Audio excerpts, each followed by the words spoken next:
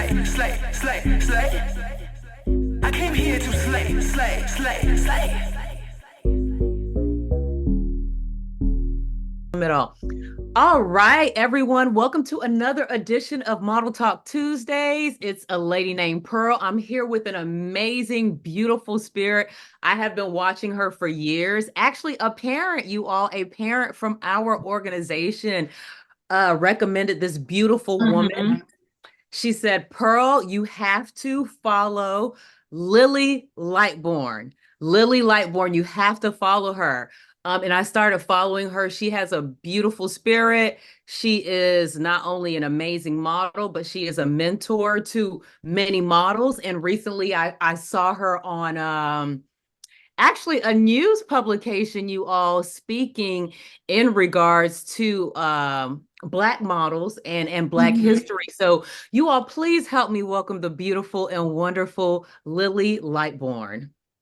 Yay, thank you. Oh, that was such a sweet introduction. I appreciate it, Pearl. Absolutely, Lily, and it's all true. I'm just like, okay, another kindred spirit that's, in the modeling industry but has values, uh enjoys giving back. So Lily, what I wanted to start with you is being that, our students, some of them may know you, some of them may not know you. So I don't want to just jump right in immediately. I want to give them kind of a foundation of who you are before we get into the actual modeling. So where are you from and what was your passion as a little girl? Okay, so I'm born and raised in Bermuda, which is like the super tiny island in the Atlantic Ocean by itself. Some people know by the Bermuda Triangle, which, always gets thrown in there when I introduce myself. My passions as a little girl, like funny enough, I did want to model when I was like 6. Like I knew about it at a young age, and I remember saying to my older sister, "Oh, I want to be a modeler when I grow up." And she was like, "Oh no, it's just model. You don't have to add an ER." And I was like, "Okay."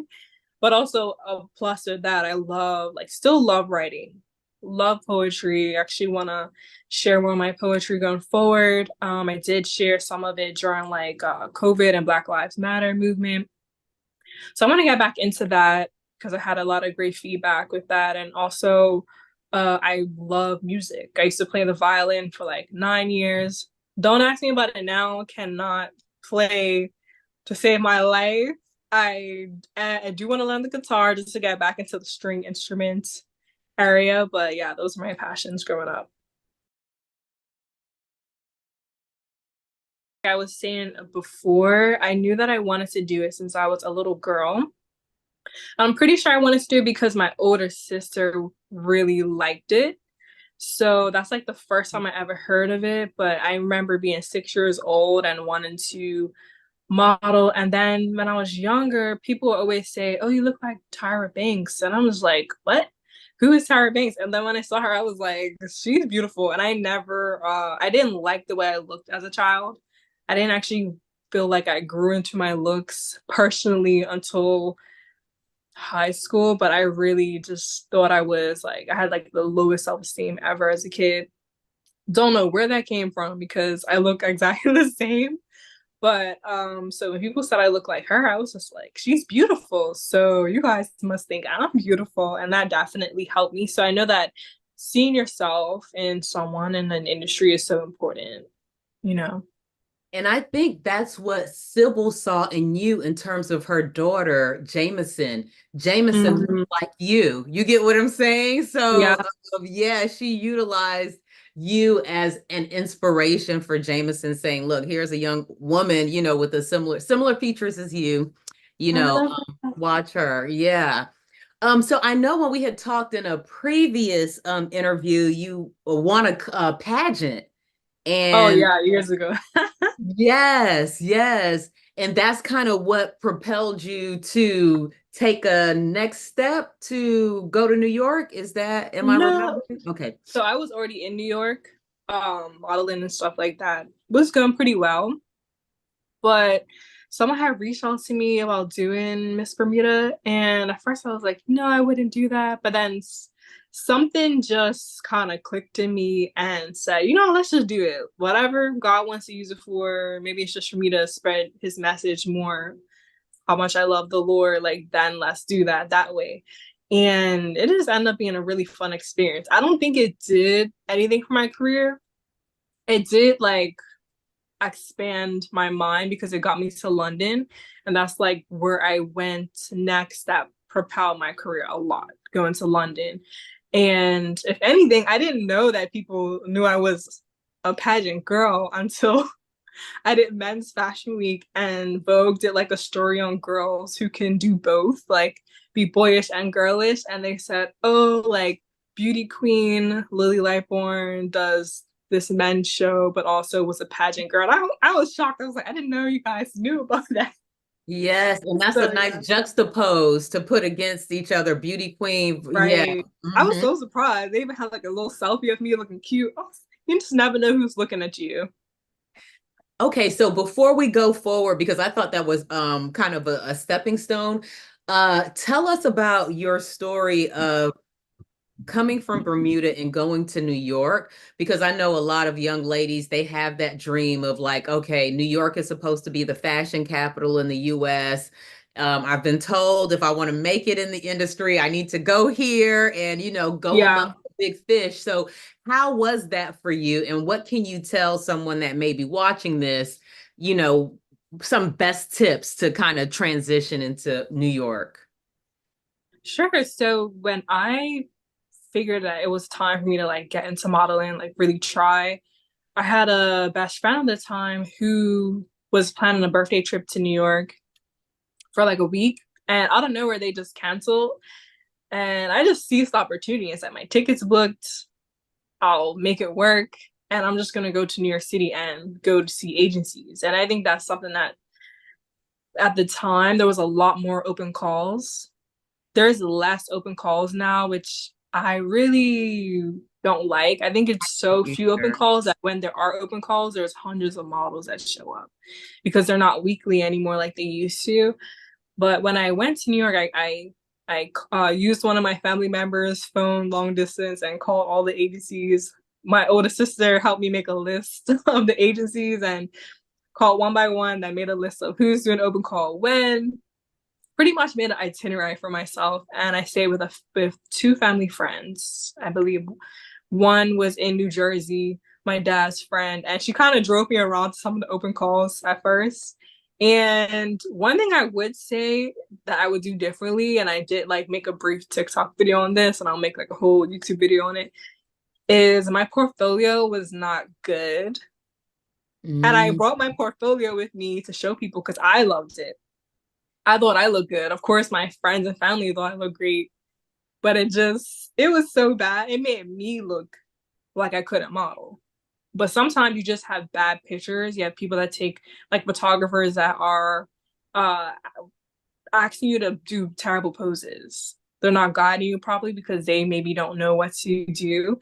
So you can end up with bad photos, even though you may like them, but agencies may think, okay, you're a beautiful person, but you're clearly not photogenic. So I think that held me back a lot because a lot of the agencies I went to, they would love me. They would like call me to the back or, oh, she's so beautiful. And I'm like, oh yeah, I have my portfolio. They will look at it and then be like, well, thank you for showing up. And then they'll have me a piece of paper to go to other agencies, like a list of other agencies. And it wasn't until this one boutique agency, they saw me and they said to me, they said, every picture in your portfolio is terrible, but we just love this one picture of you. It was like a picture of me smiling, like Polaroids that my friend took of me on my digital camera just at her home. Super, not great lighting, but I'm just there smiling in the picture. And like, because of this picture is why we want to sign you. So I think keeping it as simple as possible is so important. Okay, keeping it as simple as possible. So you all, let me show you some pictures of Lily while she's talking about her portfolio, which I think is something great that she mentioned. So Lily, you're saying get a good portfolio before you approach these I would say like maybe agents. you don't even need one sometimes. Like just have really simple pictures of yourself and Mhm. just make sure that you are feeling your best and looking your best when you present yourself in person. But don't get so stressed about having the perfect pictures because that can get expensive. It's like Mhm. opinion based because your cousin might be like, "Oh, your pictures are amazing," and then your teacher might be like, "Oh, wow, that picture's not good," and then you might believe this picture right here is the best. And when you go to an agency, they don't like them at all. So it's important to just keep it simple and don't stress too much about that. Mhm. And you all, when Lily's saying keep it simple, we talked about digitals, digitals, Yeah. natural makeup, very light makeup, t-shirt, Hmm. jeans, easy, simple poses. Yeah, you can show a And little style if you want. you said what Like your now, favorite, Lily? like you show a little bit of style if you want. Like maybe wear your favorite t-shirt, favorite necklace, but nothing too flashy. But I realize that casting directors do like to see some things that make models look a little like shows your personality a little bit. Which I prefer. I would prefer that if I was casting director. Yeah, because sometimes you can get lost in the mix of everything, but if you have Oh, something that definitely. Like I remember when because I moved to New York City from Bermuda. In Bermuda, I was an island girl, so I dressed like like shorts, flip flops, colorful tank tops, or whatever trend was going on at the time. And then when I came to New York, I made my wardrobes too simple. It was like leggings and a tank top. I would go to my castings, and of course, for some it worked. But then when I look back, I had no styles because I made it so simple. And having style is so important. So how did you train as a model in terms of, posing, runway? How did you get strong? How did you get strong? So that definitely comes with practice and working over time. I think the best way to learn how to walk is definitely practice. Practice in heels, practice wherever you can. And I used to watch videos of models for, like when I was a teenager, and just the YouTube days, just watching all their videos, just admiring their walk. But I used to just watch it over and over and over. Like Naomi Campbell, That's what I was going to ask you. Joan Do you have a Small. favorite walk? Yeah, a favorite walker. I think Joan Smalls at the time, or Joanne Smalls, depending like how you say it. She was one of my favorite models. Oh, Leah Cabetti for sure. Okay. She's still my favorite model, like hands down. I just love who she is and how she's still thriving as a model. And she seems like such a businesswoman, and I just love that about her. And I wouldn't say she got her break when she was older, but she was considered older when she got her break as a model. She was 24, which is not which is Mm-mm. not older. But I remember at backstage they would be interviewing her and they're like, "Oh, how old are you? Because you just seem so much older to be here." And she was 24. Now that's normal. It's normal to have black models in their 20s, but at the time, I just now when I think about it, I think that's so funny. It But is yeah. crazy. Yeah, because I remember when I was 24 and they were telling me I was old, and my friend was like, "Well, you might as well just give this up because you're 24."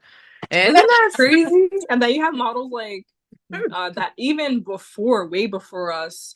I wish I knew her name on the top of my tongue, but she's this supermodel and she was 33 when she became super famous. oh, But people were wow. yeah, I'm gonna text you who she is, but people just admired her look so much that they never asked how old she was. And when they finally did, it was like, I'm already famous. I'm 33.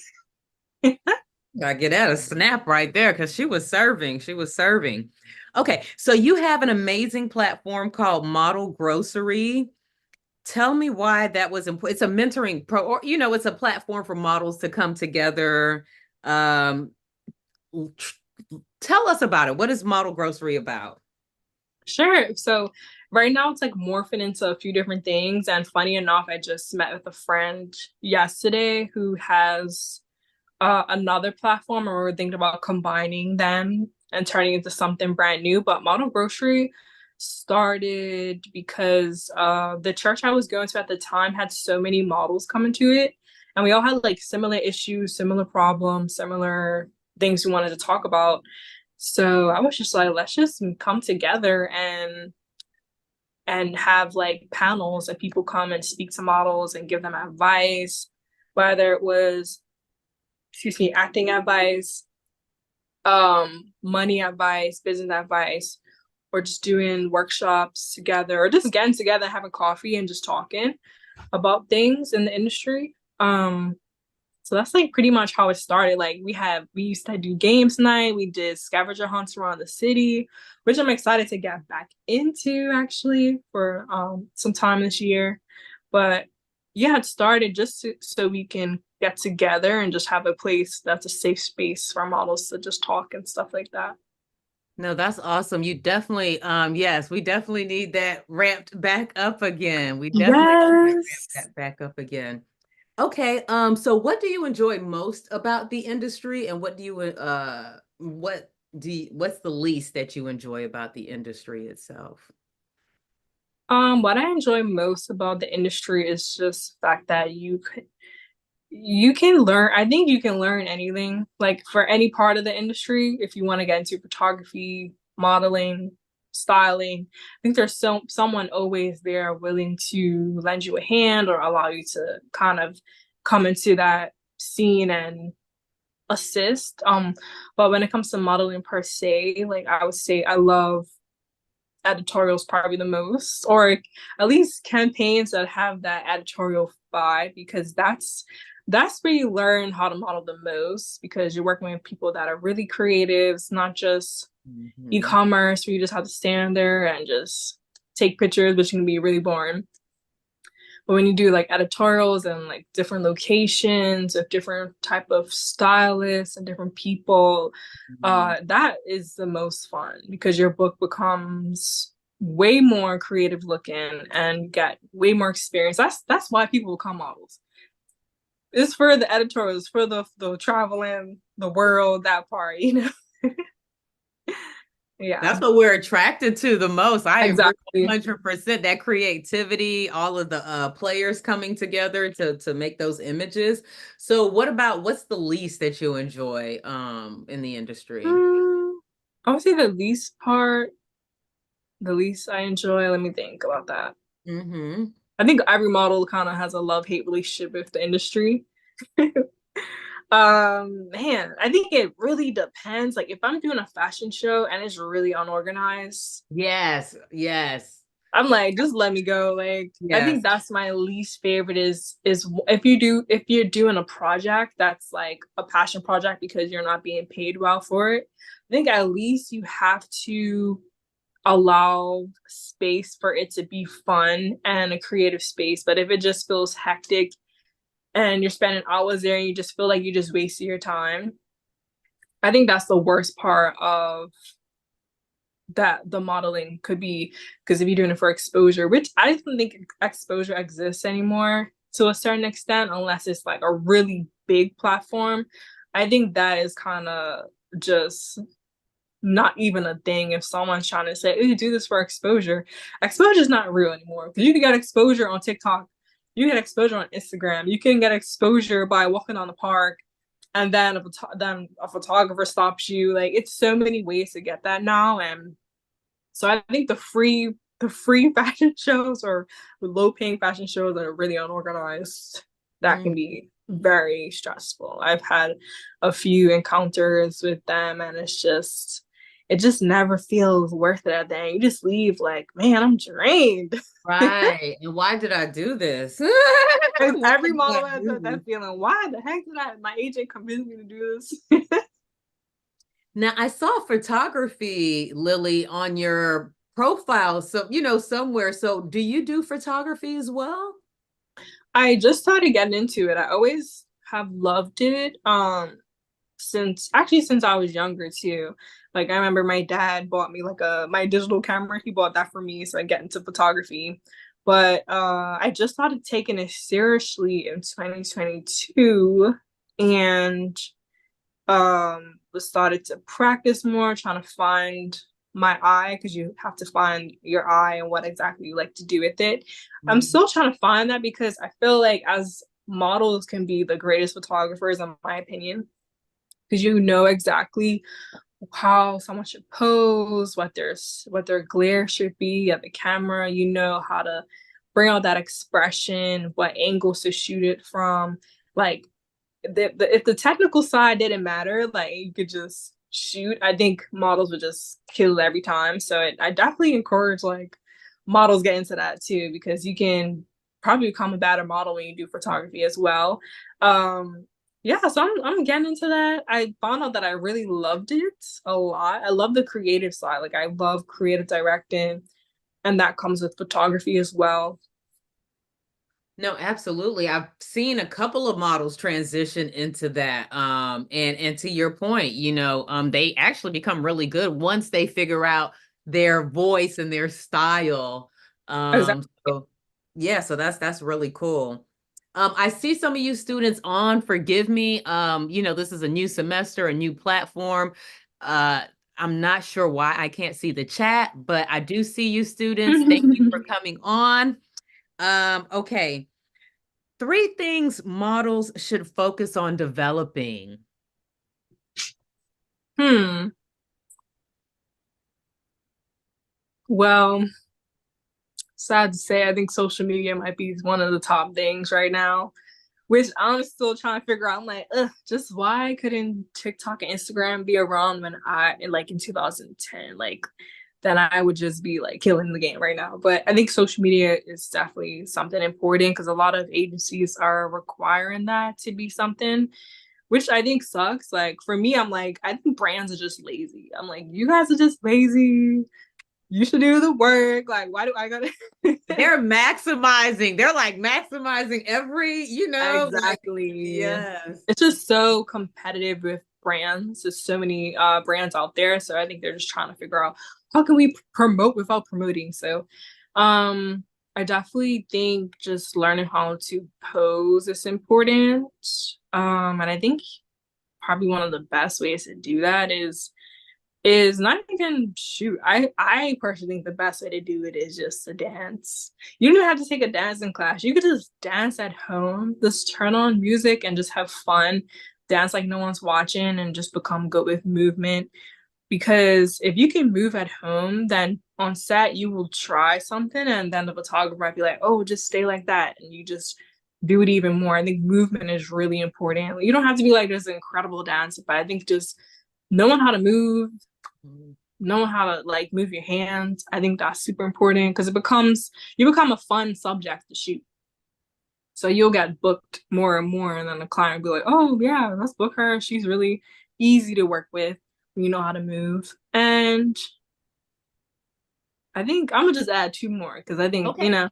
I think your personal style is important because I found that was like when I was doing Fashion Week in different countries, especially Paris, they and London, they love models that have style because you're gonna be shot by paparazzi like after the shows. So if you like are have a cool wardrobe and it doesn't have to be super expensive. I love thrifting.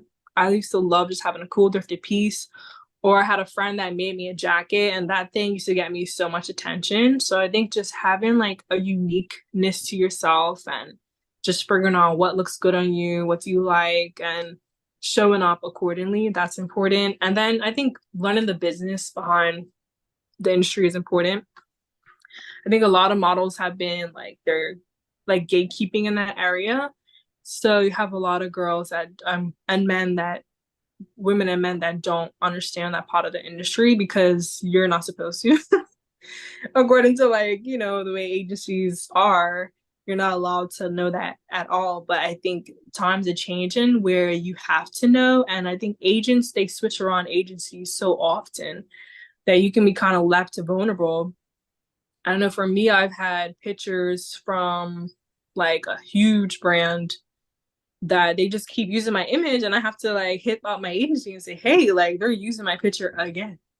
And they didn't renew my contract. So it's like those things you have to keep up with, and it can be super annoying. But if you have an agent that's willing to message the client and figure it out with you, then that's important. And it can be hard being on the business side, making your own rates, especially if you do freelance sometimes. It can be kind of scary, like saying what you want to be booked for, but you have to stand your ground and, make it work. Like just be an agent sometimes. Yeah. Yeah, so students, what Lily was talking about with her image being reused, there's something called a usage fee. And Right. there's a time period that they can use your image, and certain platforms that they can use your image on according to your contract and your agreement. So we'll go through that a little bit more in terms of contracts. But yes, it's very important for us to understand the business side, because as Lily said, with freelancing, you want to be able to, know what you need to put in your agreements, and also just being able to read your contract properly. Um, Yeah, you could always get an attorney to look at it if you feel like there's like a lot of free attorneys that will.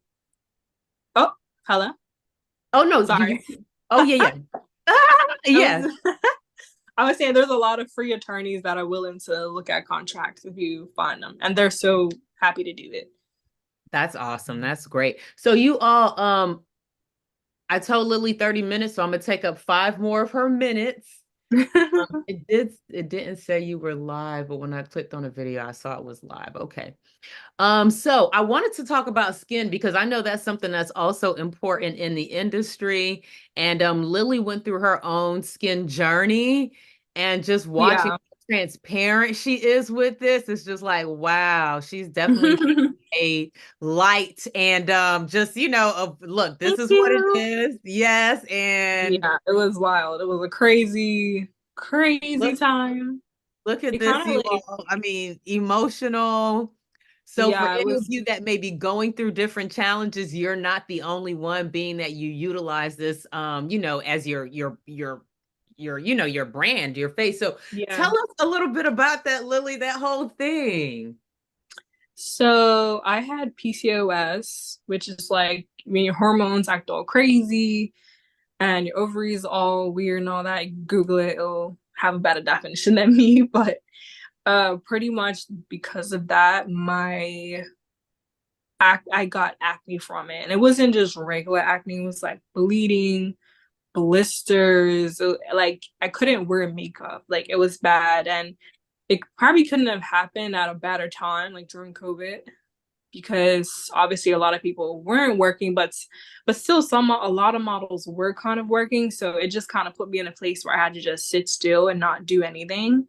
And that was really uncomfortable, especially because I did a lot of beauty brands. Like that's like what I would do, like Revlon, Glossier, Estee Lauder, like those were like the people that I used to work for a lot. And so you have to kind of just take a bench. It makes you think and stuff. And I feel like the acne made me love myself in a different way.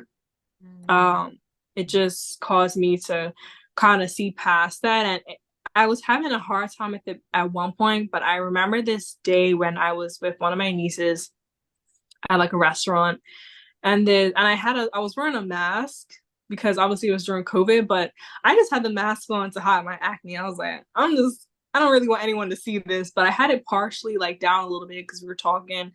And this woman came out to me and was like, "Oh my God, you're so gorgeous." And I was like, "What?" Like, oh my gosh, like she saw my acne and she still said that to me. Like, it just took me back a bit because I was hiding a lot, like hiding that. And so from that day, I just decided to share it more and talk about it more and be more transparent about it because obviously I'm not just my skin, but it just set me free a little bit. Because I think we all have our insecurities, but when you wear it on your face and like your face is like how you have a career, it can throw you off. And I really feel like God did it for a reason, to slow me down, to make me grieve and think and have vision in other areas of my life. So no regrets. So I'm definitely like getting back into modeling now and using that as like one of my stories, like, hey, and I had to watch the type of products I use on my face too. So it's a lot with that. You all, I just want to give Lily a shout out. I'm gonna take off my glasses for this. You're so beautiful, so beautiful, beautiful, beautiful. Okay, Thank you. so yes, shout out to the Geminis too, because I found out you're a Gemini like me. You're May 21st, right? Yeah, my birthday is in May. Yeah. Yeah, you're right on the cusp. I'm May 25th. So Oh yeah, yeah, I do remember yeah, that. shout out to the Geminis. Okay, so we're going to close out with the Fashion Workers Act of New York. So it's a bill that would regulate model management agencies that have operated largely without scrutiny for decades by exploiting legal loopholes. In addition to checking the power of the middleman who books models for photo shoots and fashion shows, the bill would establish requirements for overtime pay and create formal processes for filing workers' complaints. So with the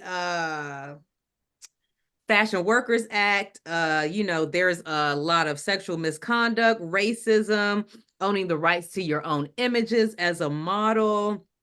How do you feel about this Fashion Workers Act? Because I know a lot is happening in New York. I'm here in Miami. We have students in Atlanta. Kind of, could you catch us up on what's going on, what's happening? Are they working to unionize the modeling industry? Do you have kind of like a understanding? Yeah, that thing is jam-packed. Like it's a lot with the Fashion Workers Act. I recently got more into it because there's a group called Model Alliance. I don't know if you've heard of them. Yes, Sarah Yeah, Ziff. Come on, Sarah Ziff. Yeah. exactly. She's like kind of the not just her, but her whole team is like the runners of that. And I think it's that would help the industry a lot where we wouldn't have to worry about unionizing because a lot of agencies probably wouldn't want to do that. And it's just so many. I remember one of the reasons I believe Sarah said that the reason why maybe a union wouldn't work because if you try to say, oh, you can't book me unless you pay this certain amount of money, have these certain regulations.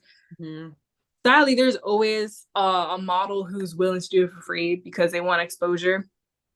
And I think that is kind of like the part that says, okay, maybe that won't work. We just got to find a way to make it right for the person who does want to get paid and the person that does want to do it for free. And the reason why I decided to speak about what happened with me, because I didn't know that my story was a part of the Fashion Workers Act, which was I was at an agency who had taken like a large amount of money out of one of my paychecks. Some of the charges, I knew what they were, but a lot of them I didn't understand it. So I just asked them to kind of break it down, ask for receipts. I was like, can I just understand what exactly this is for? And they thought it was like really disrespectful for me to ask these questions to the point they threatened to drop me, or they wanted to drop me. And my agent called me and said, I had to convince them not to let you go. And because I was on a visa at the time, you're threatening like my livelihood and the fact that I can stay in New York. So for them to say that to me, that was a threat, kind of, Well, it was a threat. It was, so, yeah. Yeah, so I had to like back down and apologize and kind of get back in order with them. And I'm not the only model that's happened to. I know so many models, so many stories. Like I know a model that was a huge face of one of the biggest brands in the world. Like she would see her picture everywhere and she hadn't seen all that money. Like her agency held so much of it. And it just like the transparency is what's needed. And that's what the Fashion Workers Act is gonna do, is just create that transparency that's needed so that models can not just be paid fairly, but know exactly what you're being paid for and know exactly how you can, if you need the paperwork, if you have a need to see the contracts, if you need to see what exactly is going on, you can access that. Because I've had times where I had to ask like my old agency just to get information about some of the contracts that I've worked, and they just say, well, under your contract, it says that we have legal right over those, so we don't have to show them to you. So it's kind of like just the transparency that's missing.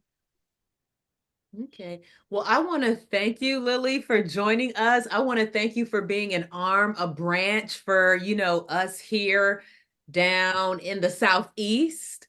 A wonderful branch for our students that are wanting to propel their careers in modeling. Just an ask, and I wasn't prepared to ask. You can do whatever you want, girl. I'm here.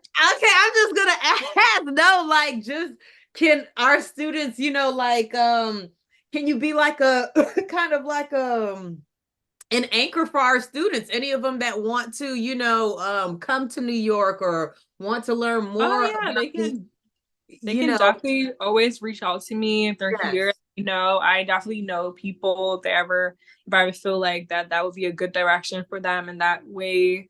I'm open 100% because Thank we all need it. If no one said yes. that to me and was like, "Oh, you could stay with me while you go look at agencies," I wouldn't be where I am. So yeah. Yeah, I would appreciate it, Lily, because I'm wanting to connect with, solid people to help these girls, go in the right direction. And you're like, you're the perfect person.